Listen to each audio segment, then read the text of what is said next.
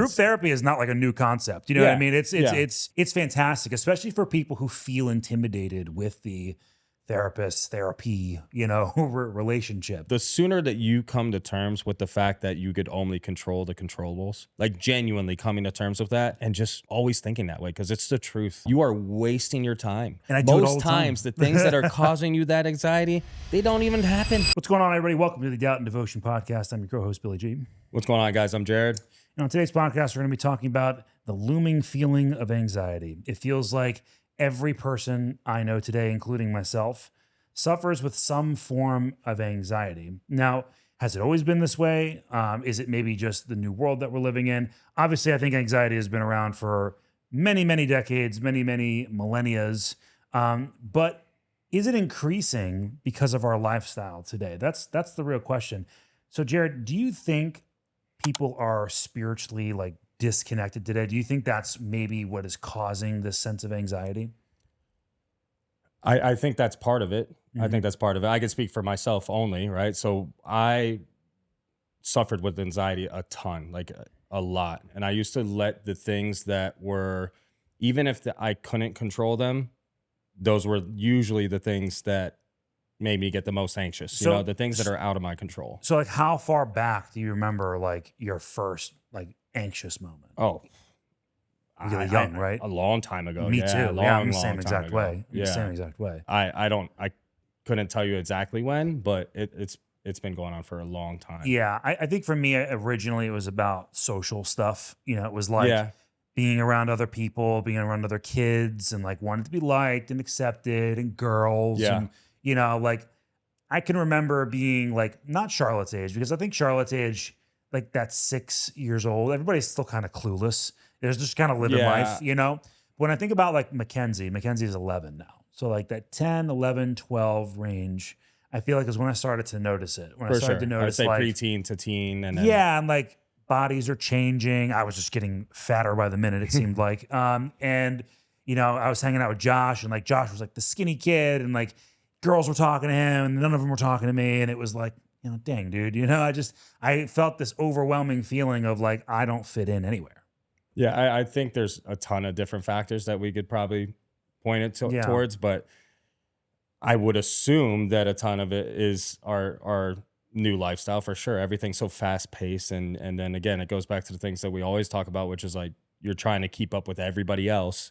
Yeah. It just adds more to your plate, Yeah. But the fix for me, and I'm not saying it doesn't exist anymore, but I can't explain how much better it is now that I did find my way to God and I have that sense of peace, that deep belief that everything's going to be fine. Yeah. I can't explain it, but that's what fixed it for me. It's like just genuine belief that I'm going to be fine. Yeah. And I don't want to say I stopped caring, because obviously I care, but I used to be so hard on myself and really try to, I would just dwell on the things that were out of my control. Yeah. And it's so pointless, Yeah, when because you stop really and- can't do anything Yeah. about certain things, man. but easier said than done when you're For going sure. through it, like, Yeah, oh, yeah. and people used to tell me that too, control what you can control, don't focus on it, but it's like near impossible when you're going through it. Yeah. I mean, and all anxiety is fear-based, man. All of it. All of it is about losing something I already have or not getting something that I want. That's all anxiety is, period. Okay. And I know for me that, again, it started very, very young. And I even started therapy very, very young. I started like going to therapy, I think when I was like 13 for the first time. I used to go see this lady, Roxanne, in Boca.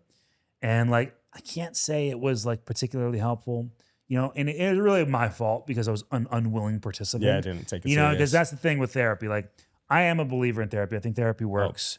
I big think time. it is a fantastic tool in your tool shed. But the huge caveat is you have to be a willing participant in your own therapy. If you just go to some therapist's office and like throw up all your stuff and like leave, Yeah. that's what every session becomes. Instead of taking the feedback, applying it to your life, you have to do the work outside of the therapist's office. And I think that's where a lot of people fail with it. 100% agree. Yeah. Yeah. I went through a very similar thing. Like Yeah. I avoided therapy for majority of my life. Because there's And a then, stigma around it, man. I mean, at least there was. I feel like today it's actually way more open. it is. I feel like when we were younger, like maybe in our 20s, even in teens, it was very Yeah, stigmatized. you almost thought like you were broken Something's if you wrong needed with therapy. you. Exactly. Yeah. It's way more accepted now. For sure. 100%. But when Yeah. I first went, very similar to what you're saying, is like I was like disconnected, checked out, and just Yeah. my logic was like, who are they? How are they going to help me? It's like, Yeah, you're like paying to be there. which is so It's silly. stupid. It's Yeah, it's so stupid. silly. But no, I'm a big believer in it. But you have to want to be there. For sure. And then, for me, like I the private stuff did work. I think what really started to work for me, and I say it all the time, is I go to Alcoholics Anonymous. Like that became like free therapy. You know what I mean? And I think for me the difference was when you go to a therapist and you sit down with somebody, there's almost like a parent-child relationship. You know what I mean? They're like the authoritarian, and then there's you.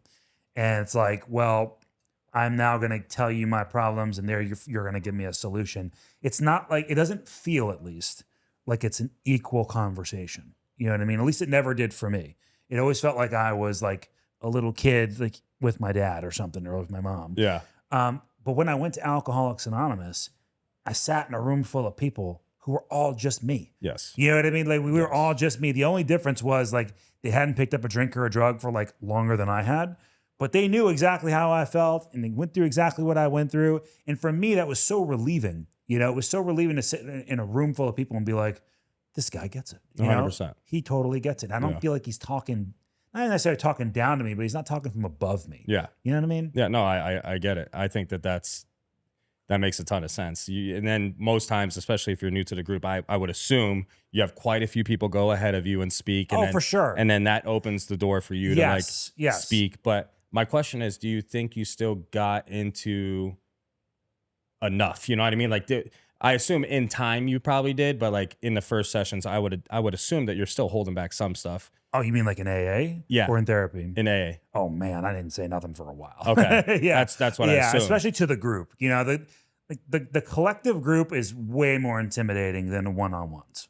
So in the beginning for me, I would listen to other people and I'd be like, I really resonated with what that guy said. And then after the meeting was over, I'd go up to him and shake his hand and be like, look, man, I really like what you said there. My name is Billy. I have no clue what I'm doing. You seem to have a clue with what you're doing.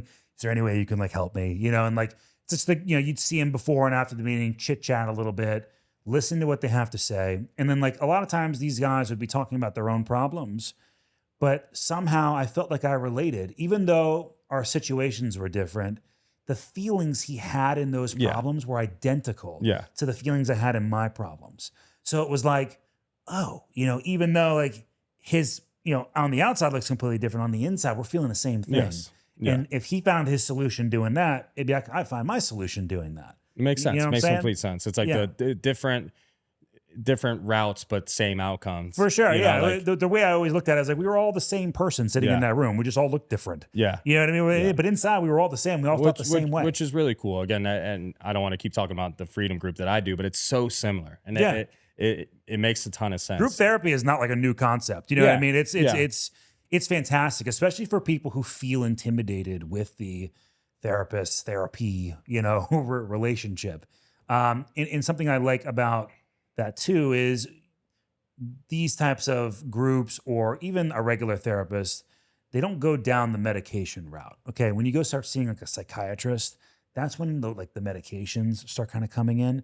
I mean, dude, Mike, could you pull up like what percentage of our society is on anti-anxiety medication? It's perfect that you brought that up because I was going to ask. Like, it's substantial, dude. Yeah. But I was going to ask you, like, what are your thoughts on medication? Let's stick to the topic of anxiety. Yeah. What are your thoughts on it?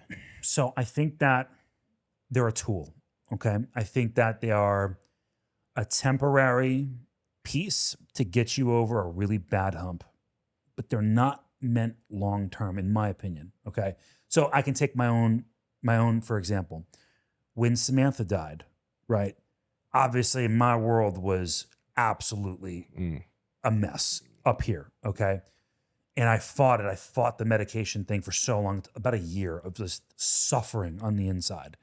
And when I say that, I mean like I was letting it out, like talking to you and Laura and other people in my life, but something chemically was just wrong, you know? So I got on some medication for a short period of time. And look, and I got to be careful with what I take. I can't be taking, Yeah. benzos and the things that really work very quickly, but have a high addiction outcome. So I can't do that. So I did some off-label things, and like me and my doctor kind of talked to each other, and we figured something. I did it for about 6 months, and it did, man. It got me over the hump. I weaned myself off, and I've never been back on it since. Right. So I think in that case, they work beautifully. I think the problem becomes when this is your only solution, and then you just take it for the rest of your life. I completely agree. Yeah. Very, very similar thing to what I went through. So obviously after it was a lot of stuff, but the main thing I think that really broke me was all the surgeries and all the stuff that I found out came with it. Taxing. Yeah.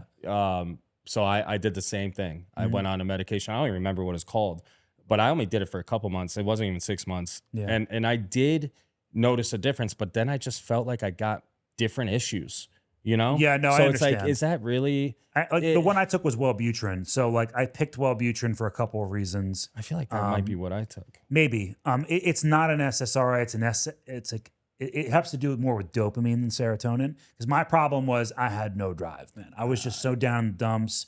Like I was just kind of living my life, Yeah. like through the motions, but I wasn't really like living it. Yeah. So that one kind of gets you up and going. But after a while, it started to kind of have like an effect where it was stimulating me too much. And I took it and I was like, okay, I think I'm getting better because my brain is making these chemicals again. And then I'm stacking it with this medication that takes it, much. that makes it. Yeah. And I'm like, oh man, I'm starting to feel like a little too stimulated. Yeah. But yeah, I agree. Of course, they all come with side effects, man, which is the trade-off that you have to take. It's like, is the anxiety that severe to where you've exhausted all other methods to therefore put up with some of the side effects for a little while? That's what I'm wondering. I'm curious. Were you able to pull that up? Yeah, it was 11 to 13% of adults are on antidepressive 11 to medication. 13%. Okay. I actually expected Some higher. older I expected CDC reports show a little bit higher, like 13.5%. But Interesting. Okay, do me a favor. Can you look up, I guess, Wellbutrin? Can you look up the side effects of Wellbutrin? Oh, they're horrendous. I'm just curious because, again, they're I want to know. Like, how do you spell that? WELLBUTRIN.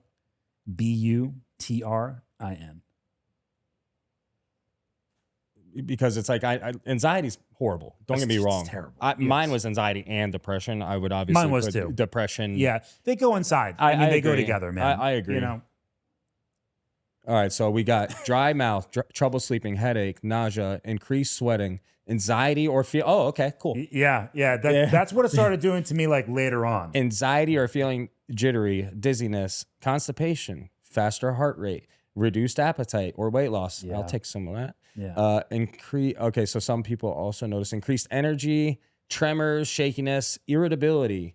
It keeps going, guys. Increased blood pressure, It started mood doing changes, that to me too. agitation. So that's my point, is like, and that's what sucks is you try to eliminate one thing and you could potentially get a 30 more, you know? Yes. And I Yes. do think that I don't think I know because I did it.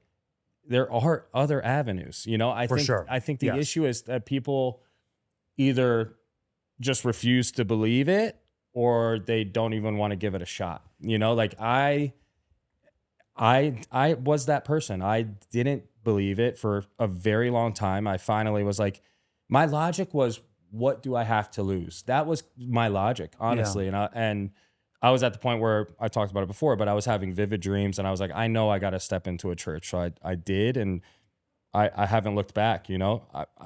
I am curious what you think the main thing that holds people back from just trying it. I think it's a lot of ego. I think it's a lot of better than, you know, like, and I think a lot of people also have a lot of like old ideas. That I know, You know, for sure. Yes. they have like either grew up with it or is ingrained, and somebody important in their life put this idea in their mind that it's either weakness or it's not real or, you know, whatever it is, right? And then what we're taught as kids becomes belief, right? It's really difficult to break belief once Agreed. you have a core belief. Agreed. So I feel like usually things have to get like catastrophic You're right. for people to break any beliefs that they have in their life. I mean, look, I was one of them, man. I mean, don't think I just walked in the door of AA and was like, I'm so happy to be here. And I just got it. It took me many years of going in and out, in and out, in and out until finally my life was catastrophically horrible. And I finally just sat down in the chair and I was like, it's this or dying. Yeah. This is it. You know what I mean? Like I felt it in my bones. This is it. I mean, it's either this time or I'm going to die. You're right. And I just made the choice. That makes perfect sense. Yeah. Because I'm over here asking, but that's what happened to me. Yeah. I was having vivid dreams during the surgeries, basically dying Yeah.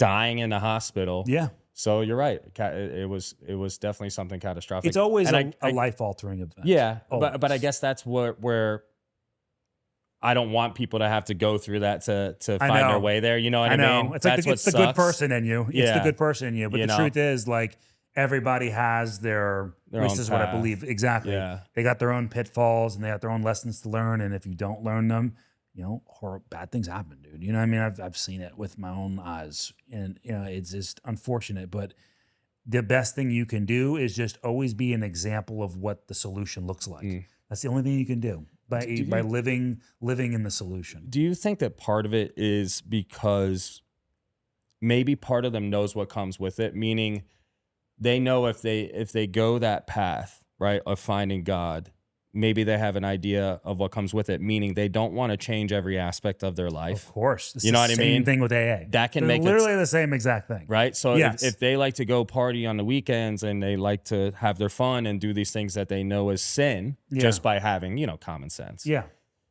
I would assume that's a massive part of it. And everybody wants to get rid of the consequences and keep all the benefits. Okay. And like that's unfortunately just not how it works. When you have a lifestyle that you walk away from, you are walking away from comfortability. You're walking away from, what's known. And there are benefits, to living you would call it a sinful lifestyle or like a not so well accepted lifestyle if you're doing drugs, alcohol, or if you're sex work or whatever you're doing, that is maybe causing this feeling within you. There are benefits to it. That's why you do it.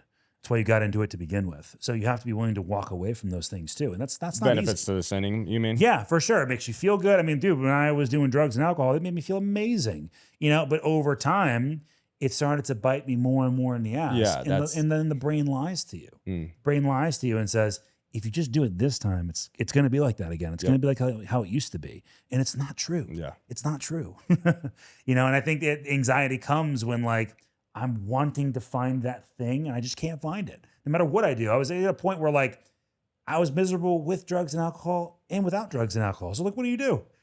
What do I do? I was screwed either way.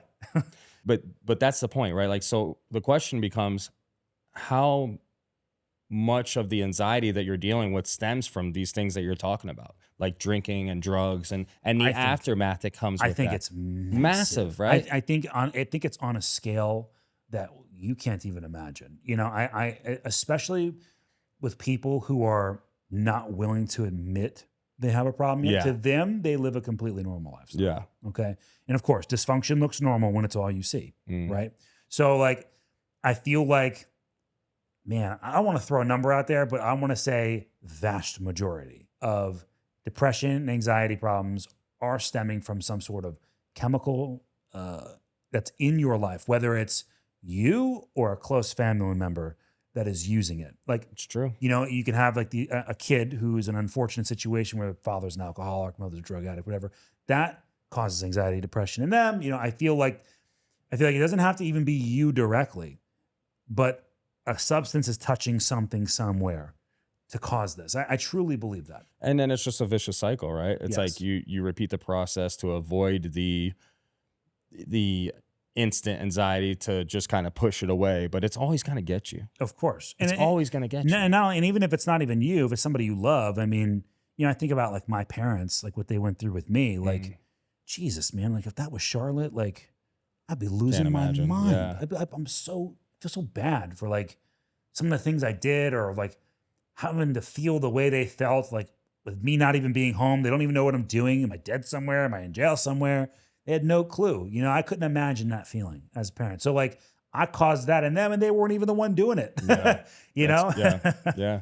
And that's the point is like, it goes back to what you said is like, everyone has to walk their path, but it is unfortunate, you know, cause like we're two different people that went through different scenarios that went through all this before, you know? So it's like, if I could stop one person from going 10 plus years, sometimes more, before they find a better path, or not even just go right to death. I mean, that's where exactly. we're at. That's It's where like we're at now, man.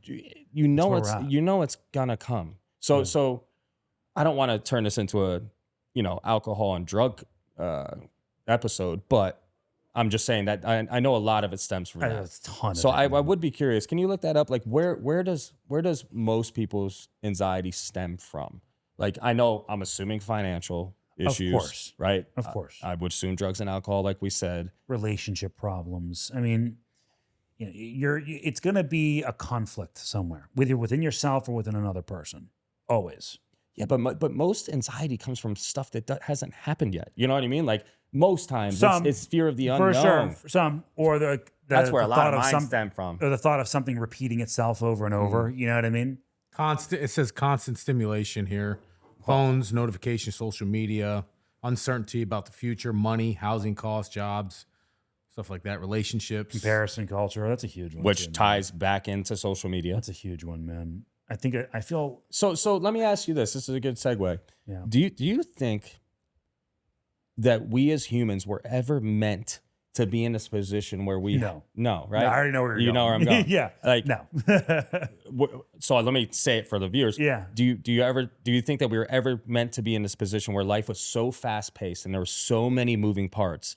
You answered. Yeah. But like social media and all this stuff at your fingertips. Not even just social media. I mean, just think about even when we were kids, right? I mean, granted, you remove the social media aspect of it. We still had these things, right? And we had the news. The news was social media back then, right? The news media. I remember my parents watching the news, and I remember my dad like turning it off, and I'm like, "Well," he goes, "Nothing positive on here, ever. It's all negative, always." And it's true. So I think it started well before that. All right. I think it's starting with when we started being able to see so many lives from a bigger perspective. Yeah. You know what I mean? Because if you think about your life in specific, right, and just the people you know, how many tragedies have you maybe seen in your lifetime? A handful, right? I mean, we've lived one, you know. I mean, but Mike was talking about earlier, I could go on my phone today and see like 12 tragedies of people I don't know, people getting shot on video, people falling out of buildings on video, car accidents on video. You can see so much tragedy in such a short period of time. And even though you don't know these people, you still have empathy for it. You still put yourself in their position. What if that happens to me? What if that happens to someone I care about? You know what I'm saying? Yeah, unfortunately, it's one of those things where it's a necessary evil, kind of like what we discussed. You know, social media has a ton of benefits as well, but it does pique my interest. Thinking Yeah, like, yeah. I mean, because you got to think about it too. Like the news is not really trusted anymore. Like not a lot of people, not a lot of people watch the news anymore. So like it's kind of like our boomer parents' version of it. Yeah. Our version is the social media aspect, your phone. I mean, think about it, man. When is the last time you like disconnected from your phone completely? Yeah, it's so funny you asked that because I was just talking to one of my buddies, Clay, and he was talking about this. He's like, he worded it in a different way, but he was like, when's the last time that you were genuinely bored? I can't remember. It's a good way to ask. I can't remember. Yeah. Like just bored. Like, I'm bored. You had nothing to do. Yeah. Yeah, but if you're bored, what do you have in your hands? I'm gonna listen to YouTube or do all that right? shit. Yeah. So like genuine boredom. Yeah. And it was an interesting way of asking it. So to answer your question, I have no idea. I can't remember the last time I went even hours, Same. let alone a day. Same. And you know, I don't want to say it's a cop out, but it kind of is a cop out to an extent. Yeah, I know what you're gonna say. Your family, My family, of course. my business. Of course, the first thing I think of too. But I do think that it would be amazing to be able to do it. You know what I looked into at one point? You ever seen those retreats where it's like, Yes. yeah. Yeah. Like imagine how you're going to hate it for a bit, I think you will. I think you would hate I it. think it's going to cause massive anxiety at first. Yes. Because you're going to be like, "Wait, is everybody okay?" And the What's one I going on? saw, it's like middle of nowhere, Arizona. It's Yeah. beautiful. It is. It was one of the sickest Airbnbs or whatever it was I've ever seen. All glass. The views were immaculate. But Yeah. it's like in my head, I'm like, okay, that would be cool for 6 to 12 hours. Yeah. It's like 3 to 5 days. That's a lot. Yeah. But And it's zero outside contact? Nada. Whoa. Nothing. Yeah. Yeah. I don't know if I go on without talking to Charlotte and like Laura. Yeah, and I Kenzie. get Like, it. I get it. But really I do do that. think that a ton of positive will come from it. Yeah. Yeah. Have you ever, I know this is maybe a weird segue. Have you ever heard of Ibogaine? Yes, Do you think that is a viable option for people? absolutely. You know what I mean? Like, and look, It's funny you bring that up. Me and my cousin Max are going to do it. really? Yeah. Like, so I've heard mixed things about it. Heard it's very scary. Like, I heard the experience itself is terrifying. But I heard afterwards you have an overwhelming sense of like gratitude and like life changing, like the amount of perspective changing. the amount of stuff that it can fix Yeah. when it comes to issues. You know, they do it on people with heavy PTSD. Oh, I know. Addiction. I thought about it when I was during my addiction. Yeah. Yes. Trauma. Yeah. It could fix so many things. You know, I'm not going to sit here and sound like a professional. I haven't done enough research to be dangerous. Yeah. Max, if we had Max on, maybe we bring him on for an episode because I do think that that's a really, really good topic. Yeah, it is. I think that a lot of people could benefit from it, and I think we should have a whole separate podcast for that because it's a deep topic. It's certainly interesting. I think it's, and this is just from the research I've done, I feel like that is a Hail Mary, though. Like, I don't think that is a first line defense. Like, if someone's having some anxiety or something, don't just. No. This is like. It's deep rooted stuff. Horrendous life trauma stuff, you know? But here's the thing. I agree with you to an extent. I will say this, though. I think that there's a ton of people that have deep rooted trauma that they don't know. That's fair. That's fair.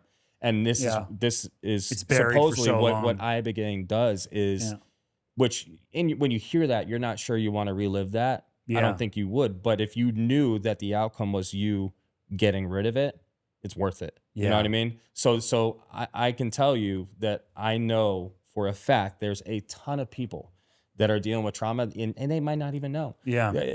I have all different sorts of trauma, but one that I don't really give enough attention is the trauma that came from watching my parents get divorced at such a young age. Yeah. A ton of stuff comes with that. Of course. You know, and you How don't. old were you? I was 4. Oh, wow. So you were 4. really young. Yeah. Wow. But I remember the blowout. I remember a lot. That's so interesting. A lot more than you think I would. Yeah, because my parents got divorced at 19 when I was 19. Yeah. And like, I don't know what's worse, you know, like 4-year-old child who's obviously very attached to his parents, or a guy who watched his parents be together his whole life and all of a sudden they're not together anymore. Either way, it sucks, man. It sucks. Either way, yeah, it but it's a sucks. very different experience, you know? I grew up like watching my parents, like, my parents used to tell me, like, you're so lucky that you have parents that are together. So many people get divorced and blah, blah, blah. The only thing I'll say, and this is not to say your situation doesn't suck. It sucks no matter what. Yeah, yeah. The only thing I would assume is as a 4-year-old, I didn't have my own life already. You know what I mean? Like, For sure. Yeah, at 19, you could be a lot more distracted because you have your own stuff going on. Fair enough. Yeah. And in the beginning, You didn't get those childhood memories of like, yeah. And the worst part about it was and Mom, you're not the same anymore, but my mom was spiteful in the beginning. You know, understandably so. It's a divorce, but It's tough on everybody. yeah, you know, but that was the hardest part is watching my dad like go through that. And now it makes it even more gut wrenching because I can't imagine. And he got to see us once a week on Wednesdays for a couple hours. And at first it was with someone watching him. Like man. Yeah, dude. Oh man. So Yeah. my dad that's like rough. Yeah. loves us more than anything. Yeah. And would do anything for us to just watch him go through that. I was young, but like that, I still knew, you know, like how hard that was on him. I mean, kind of a similar story. You know, obviously my mom's gonna watch this too, but it is what it is. It's the truth. Like, you know, my mom was the one that initiated the divorce. You know, and my dad was just kind of like destroyed. You know, Yeah. and it was weird. It was weird for me Because to me, growing up, my dad was the strongest, coolest, toughest cop. Yeah. Carried a gun every day. You know what I mean? Like most badass dude I knew. You know, and, like I wanted to be just like him, and like to see him so like demoralized was really a gut wrenching moment as an adult. To see that as a young adult was like, whoa, you know, everything I thought I knew isn't real. You know what I mean? And like just to watch him juggle that, and you know, my mom was doing whatever she was doing at that time of her life. You know, I don't know what you want to call it, but you know, they're good friends now. You know, they've reconciled. They live together again now, which is hilarious. They're not together, but they live together. It's so funny. But it's cool, man. Yeah, like, yeah. They're good friends now. You know, and obviously, like every relationship has their ups and downs. Some people withstand them, some people don't. That was their decision. That was something they did back then. You know, it is what it is. But I completely understand where you're coming from with that. And I think, unfortunately, a lot of people deal with that because the divorce rate is like through the roof. A ton. But my point is, like, I don't think they understand the damage that it causes. Yeah. And that's my point is like, trauma is deep, even little rooted, stuff, man. Like I know for me, you know, I went through like a really chubby phase, like really bad. Okay. I was probably in like 5th, 6th, and 7th grade where it was the worst. And middle school is cruel enough as it is. Yeah. And man, I was just like tortured, it felt like. And like, dude, I can still remember exactly what the kid's face looked like. I can remember exactly the things he said to me. I remember being in the Lions Creek Middle School bathroom and him like picking on me and shit. And I wasn't going to do anything about it. I was just a chubby little kid. He was like 2 years older than me. He was humongous in my eyes. You know what I mean? And like, you're totally right. Like those things propelled me into who I am today. 100%. They motivate who I am today. Listen, it's good and bad, right? It's good to the extent that you're super healthy now. Yeah. But in a way, like, I'm sure, just like me, so I'm super insecure and self-conscious for different reasoning. I was super skinny, like super skinny until like junior year. Josh says the same thing. But you get my point. Like, that absolutely sticks with you. It sticks with you. It totally sticks with Same you. thing. I could picture people, and especially my brother. My brother used to mess with me really bad. Yeah. Really bad. And that stuff absolutely still triggers me. Sucks. Yeah. It does suck. It sucks. But this is my point, right? Yeah. Like, you don't look at that as trauma. Yeah, because you live with it. Right. You live with it every day. It is what it is. Look at that as the past. But literally, if you start thinking about things, you could get a little irritated / sad. Yeah. Right. It's interesting that they're not like looking into that more here in the United States. You know what I mean? Because I know you have to go out of the country for that. For the ibogaine stuff. Why do you think that is? Because the pharmaceutical industry is a booming market, baby. There's your answer. and the same reason why they want to get rid of peptides. There's your answer. That's always the answer. Yeah. You know, if there's a greedy solution, money. Yeah. I could bring up another thing. Lucy Myra. Lucy Myra, I talked to you about this a little bit, I think, but Lucy Myra is the medication that I use to help with withdrawals coming off kratom and Percocets. You looked it up. Yeah. But you still don't know. I really don't know what it is. No. It is magical. Yeah. It's magical. And conveniently enough, insurance doesn't cover it. Of course not. It was like $360 out of pocket. Yeah. And dude, it helps with a lot of stuff. Like even stuff like if you're trying to come off nicotine, those withdrawals, you know, anxiety, depression. I know somebody who's fatigue. going to start taking that then. Dude, I know somebody who needs to stop vaping, and she knows who she is. Oh, I know that. I know her too. I know her too. No, I highly, highly recommend it. Look into it, obviously, but For sure, yeah. my point is, like, there's a ton of stuff There's like answers that, out man. there. Yeah, There's answers out there. There's a ton of stuff, but as Yeah. far as the anxiety goes, I just think there's a lot more natural ways of going about fixing it. You know, Yeah, but that's so our lifestyles today, which hilariously feed into the anxiety, is all about right now solutions. I get it. Everybody is all about, if I could just take this pill and solve this problem, then I'm good. Look at the GLP-1 phenomenon that is happening right now. And I'm okay with GLP-1s, but it is absolutely as mainstream as it is because it is an effective, like, I take this one shot and I'm going to lose a bunch of weight. 100%. You know what I mean? Yeah. Like, they're not doing it the right way. They're not losing the right weight, but it's still a very effective thing. And that's just kind of where our society is. So it's like, if I could just take this pill and be okay, then that's what. Yeah, but that's that's the mindset. question, though. Are you really okay, or are you just adding more layers to the situation. You know what I mean? Yeah, for sure. I think it helps so short term though. Like it gives instant gratification. Like if you pop the Xanax, you know, you're not gonna have very many worries in that moment. Like you'll be okay. Going back to what you said though, I do agree that it should be used as a tool, not so much a solution. It's not a crutch. You know, it can't be a crutch. I don't think it should be a permanent solution, and that's the issue though. Most people find themselves on it for Life. You know, because I know when I told my doctor that I was going cold turkey, and I'm like, I haven't taken that in months. He's like, did you get brain zaps? I'm like, what are brain zaps? Yeah. Like, what are brain zaps? Yeah, that's a you thing. know what I'm talking about? Yeah, I know. Definitely a thing. But I'm like, I just went cold turkey. I just stopped taking it. Yeah. But everyone else is like petrified of brain zaps. Yeah. So it's like, again, I don't know. It's like they just want you stuck in this vicious cycle of take this and then take something else to stop those side effects. It's like, Absolutely. I don't know. Yeah. What brings you guys peace nowadays, though? Is there anything? I mean, again, not to circle back to that, but mine is just reading the Bible, praying. That's it. Honestly, like me, the genuine belief that everything's gonna be fine is when I found real peace. And I'm not saying I'd never get anxiety, man. I'm not saying that. But typically, if I take a step back and I just either dive into the Bible or I'm at church or whatever the case may be, anything that surrounds that's been my peace. Mine has just kind of been more of my routine.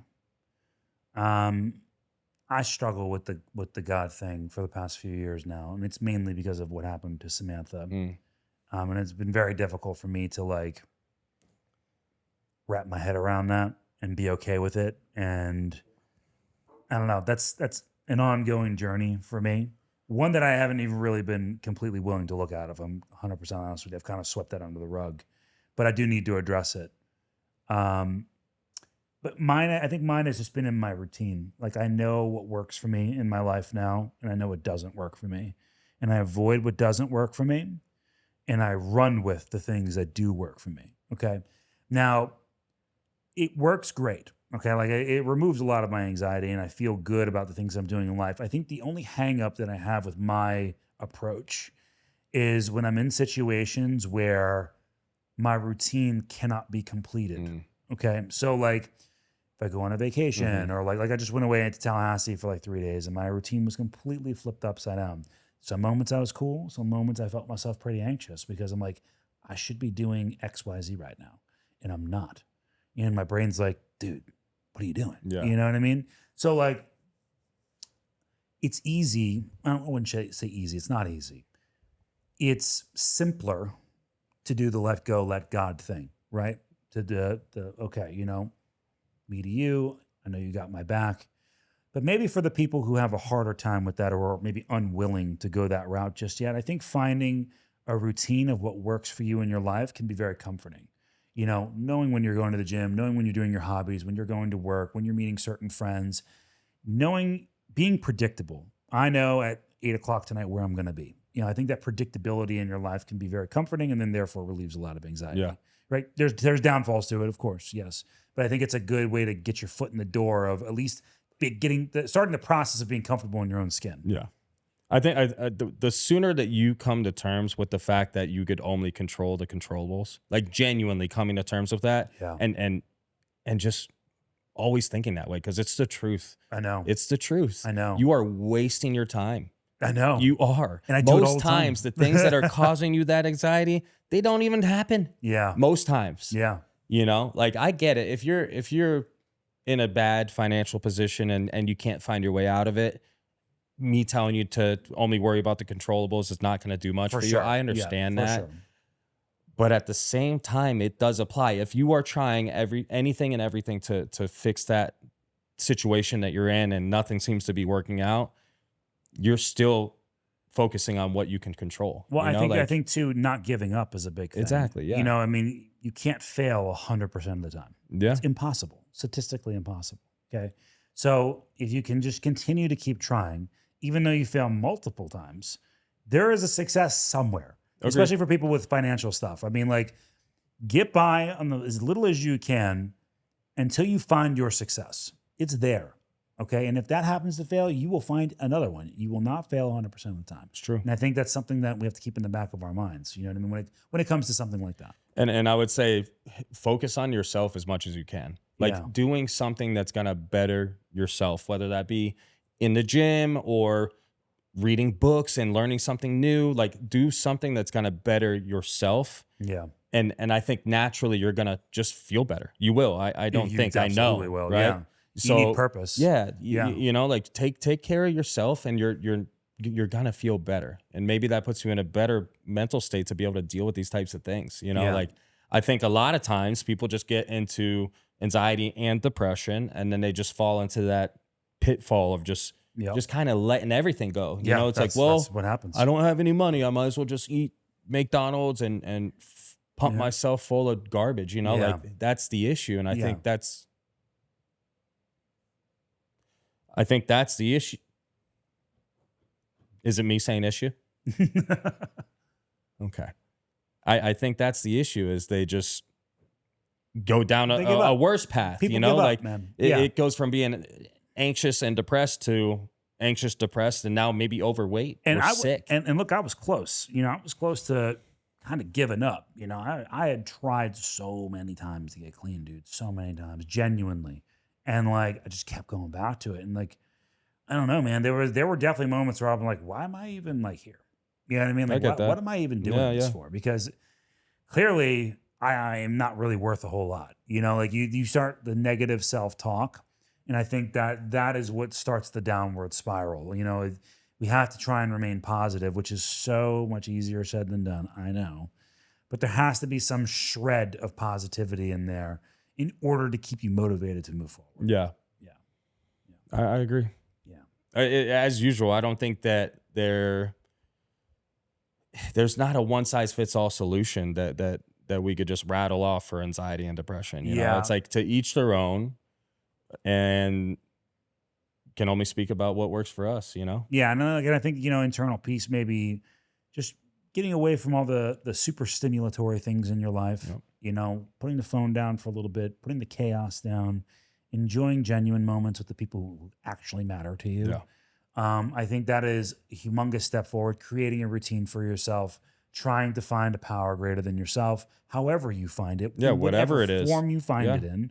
You know, I think that is the recipe for starting on the path of success. Agreed 100%. Yeah. Oh, and another huge factor, not to get sidetracked, because I think we should wrap this up, but even the stuff that we consume, right? I immediately think about energy drinks, dude. They are. Don't talk about that. I'm horrible. I'm horrible, but I know for a fact that it is massive with anxiety, massive. Like people that are naturally super anxious, it's going to get worse. I don't really have that. Yeah. Because I'm not anxious anymore. But if I was, I get it. Yeah. Hopping yourself up on nicotine and caffeine is a terrible idea. Yeah. So it's the stuff that we consume also, whether it's literally Foods, digesting or the things that we watch, the things that we listen to. Yes. And that's the issue. It's unfortunately something that we can't get away from. So it's just important that we, again, focus on ourselves and bettering ourselves as much as we can. Yeah. That's it. So look, like, comment, share, subscribe, take any form of action. Hitting the bell is a really good one. That's a good one. Comment down below though, like what are some of the things that make you anxious? What are some of your solutions? Is there a solution that we completely glossed over that worked well for you? Because you know what? You could leave a comment and it could change somebody's life, man. That's the truth. So thank you guys for tuning in. Another episode of Doubt and Devotion Podcast. Peace out. Bye. Thanks, guys.